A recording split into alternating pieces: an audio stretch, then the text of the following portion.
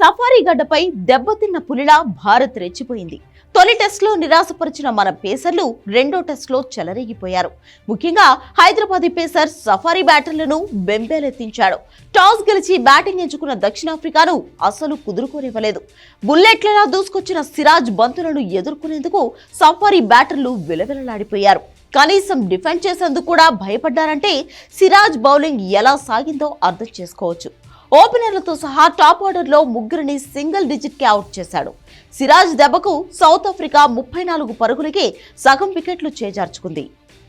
సిరాజ్కు తోడుగా బుమ్రా, ముఖేష్ కుమార్ కూడా సత్తా చాటడంతో సౌత్ ఆఫ్రికా ఇన్నింగ్స్ 55 పరుగులకే ముగిసింది.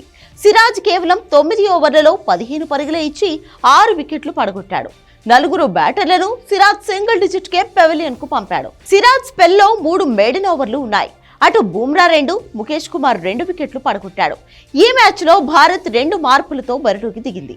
అశ్విన్ స్థానంలో జడేజా, శార్దుల్ ఠాకూర్ స్థానంలో ముఖేష్ కుమార్ జట్టులోకి వచ్చారు. ముఖేష్ కుమార్ ఈ మ్యాచ్ తో టెస్టుల్లో అరంగేట్రం చేశాడు. తొలి టెస్టులో టీమిండియా ఇన్నింగ్స్ 32 పరుగుల తేడాతో ఓటమి పాలైంది.